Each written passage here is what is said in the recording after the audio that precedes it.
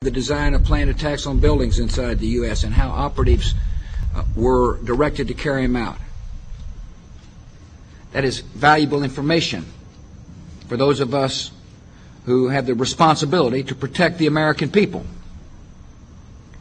He told us the operatives had been instructed to ensure that the explosives went off at a point that was high enough to prevent people trapped above from escaping. He gave us information that helped uncover Al-Qaeda cells' efforts to obtain biological weapons. This is Building 7, a 47-story skyscraper that fell on the afternoon of September 11th. The government says that fire brought it down. However, 1,500 architects and engineers concluded it was a controlled demolition. Over 6,000 of my fellow service members have given their lives. And thousands of my fellow first responders are dying. I'm not a conspiracy theorist. I'm a structural engineer. I'm a New York City correction officer. I'm an Air Force pilot. I'm a father who lost his son. We're Americans, and we deserve... I lost my husband. My son. My uncle. My nephew. September 11th, 2001. Most people don't know a third tower fell that day. The government says fire brought it down. The collapse of World Trade Center 7 was primarily due to fires. I, along with 1,400 other architects and engineers, have found the government's conclusion to be physically impossible. Impossible. We need the truth about what happened that day. Go to rememberbuilding7.org. Why it fell, why it matters, and what you can do.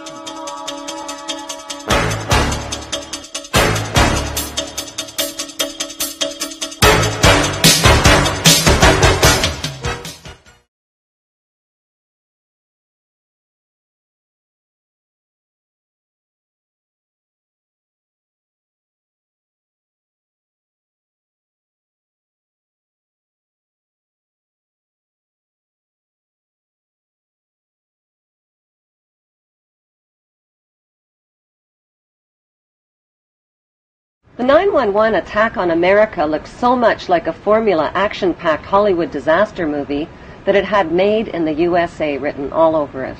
The only difference is it used real props and real people. It had terrorist villains, American firefighter heroes, fireball explosions, collapsing buildings, pedestrians chased by dust clouds, and it even had a God Bless America music score. Well-positioned cameras shot the action-packed drama from every conceivable angle. Just a picture of the helicopter landing and the president walking in, and then the 19 hijackers have been Saudi nationals. So in the terrible... He said that he didn't believe that Osama bin Laden could No one has blamed or accused him formally. That how many people worked in the building. The city is confirming that some 265 firefighters are believed. None of us will ever forget this day. People who knock these buildings down will hear all of it soon. America remembers Sunday, 85th. The timing, the title, and the eerie advertisement for Harvey Weinstein's Lord of the Rings movie called The Two Towers was a prophetic and disturbing coincidence. Profits from the Two Towers movie were small change compared to the 9/11 reality disaster movie, which has become the world's top-grossing production of all time. The only thing missing are the 9/11 producer, writer, and director credits. But it doesn't take an Enron accountant to figure out who's cashing in. During the first week, the 911 producers made a spectacular fortune just on the stock market alone. How? By knowing in advance that the stocks in airline and insurance companies associated with the 911 crash would fall in value. Using that inside information, they made negative bets on the stock market called put options. Put options are bets that a certain stock will fall in value by a certain date. It's big risk gambling, unless you've got inside information that can turn your bet into a sure thing. But that's illegal if you get caught at it. Put option bets on the decline in 911-related airline and insurance stocks skyrocketed by a whopping 600% just before 911, which means that somebody knew about the attacks before they happened. Who exactly were those somebodies? Merrill Lynch and HSBC, Morgan Stanley Dean Witter, the Bank of America, weapons manufacturer Raytheon, the Lehman Brothers, General Motors, Swiss Re, Munich Re, and AXA Re Insurance Company, which owns 25% of American Airlines. These insiders bought put options through Deutsche Bank. Most demanding clients trust Deutsche Bank to perform. Deutsche Bank, a passion. Buzzy Krongard, the former executive director of the CIA, just happened to be the manager of Deutsche Bank. And so the profiteers from 911 were not Osama bin Laden or his band of U.S.-trained Arabs. They were blue-chip Israeli, U.S., and British businessmen. Within the first week, the 911 producers sucked up $40 billion in box office profits from U.S. taxpayers who were hypnotized, terrorized, and traumatized by the infinite reruns. Think of it as a conspiracy theory true or false test. A. When George W. Bush started his first oil company, who helped fund it? Osama bin Laden's brother and brother-in-law. True or false? B. After a terrorist bomb at a barracks in Saudi Arabia killed 19 Americans, who got the multi-million-dollar contract to rebuild? The bin Ladens. True or false? C. On the morning of September 11, 2001, who was in a meeting at the Ritz-Carlton Hotel in Washington? George Bush Sr. and Osama bin Laden's brother. True or false? Actually, the answer could be D, all of the above. Because believe it or not, as far-fetched as they sound, each and every one of those things, the bin Laden link to the Bush Oil Company, the bin Laden construction contract after the terrorist bomb, and the bin Laden-Bush meeting on 9/11, is true. Many of the facts surrounding the events of 9/11 point to a cover-up, like the fact that the Bush administration ignored all of the advance warnings of the 9/11 attacks.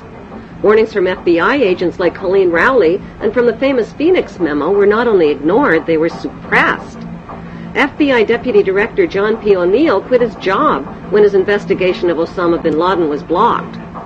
According to a September 24th Newsweek article, top Pentagon officials canceled their travel plans for 9/11 because of security concerns. While the American public were sitting ducks, all of America's political, military, and corporate VIPs were kept out of harm's way. 2 Muslims accused of the 9/11 hijackings took their flight training at Rudy Decker's Huffman Aviation School in Florida. Rudy Decker's is linked to the CIA and drug smuggling through Carib Air and Britannia Aviation, which shared the same small Venice airport with Decker's. The media reported that on the night before the attacks, accused ringleader Mohammed Atta and 2 other Muslim hijackers got drunk, fondled naked dancers in a Florida strip club called Shuckums, forgot their business card and their Quran holy book at the bar, publicly bashed America, and loudly boasted about impending bloodshed the next day. Would devoted and highly secretive Muslim hijackers risk their planned mission by attracting so much negative attention? And why were they in Florida instead of Boston the night before their suicide flights? On the early morning of September 11th, 19 Muslim men well known to intelligence and security agencies supposedly waltzed past airport security checks, boarded 4 passenger planes, and turned them into deadly missiles without even a hitch.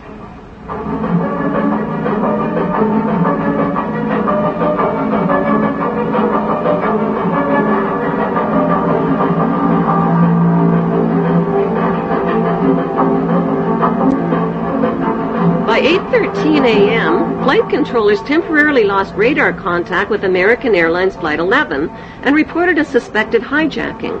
Even though Andrews Air Force Base is only 10 minutes from Washington, emergency response fighter jets took close to an hour instead of the typical 15 minutes to scramble and begin searching for the hijacked planes. By then, it was too late. President Bush already knew about the first Flight 11, which occurred at 8:46 a.m., when he sat down to chat with school kids at Booker Elementary School.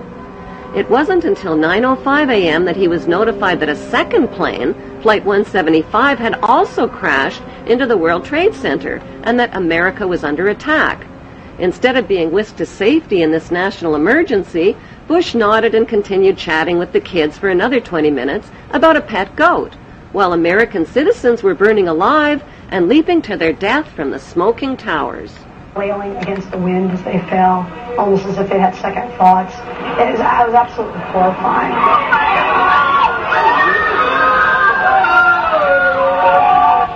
And you don't have to be a conspiracy theorist to wonder exactly what President George W. Bush knew about the attack, and when he knew it. According to the official White House version, it was at this moment in a Florida classroom that Bush learned the second plane had hit the World Trade Center and that the U.S. was under attack. But here's what George Bush himself said almost 3 months later when asked about September 11th. I was sitting outside the classroom waiting to go in, and I saw an airplane hit the tower of a TV. You know, the TV was obviously on, and I used to fly myself, and I said, well, there's one terrible pilot. And it said it must have been a horrible accident. But I was whisked off there. I didn't have much time to think about it. Now, wait a minute. George Bush was told about the second plane while he was inside the classroom. So you just heard him describe seeing the first plane crash on television that day. But that's impossible. No one saw the first plane crash on TV on September the 11th because the videotape of it didn't surface until the next day. At 9:55 a.m., President George W. Bush took off in Air Force One with no escort or protection from fighter jets and circled around for the next hour. Why was the president's plane airborne and unescorted for an entire hour while hijacked planes were roaming the skies?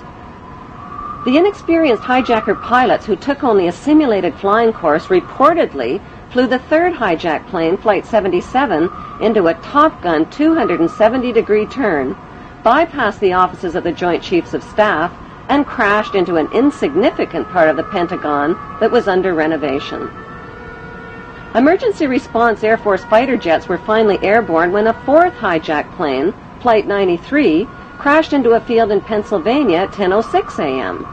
The media reported that passengers overpowered the hijackers, but nearby residents saw U.S. fighter jets overhead and gave eyewitness reports of debris falling from the sky.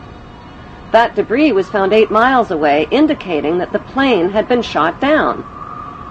Within hours of the 911 hijackings, a massive Blame the Muslims campaign was launched by CNN and the media and continues to this day. In less than 48 hours, the names and mugshots of 19 accused Muslims were flashed across TV screens. If government investigators knew nothing, how did they identify 19 Muslim men as the hijackers so fast?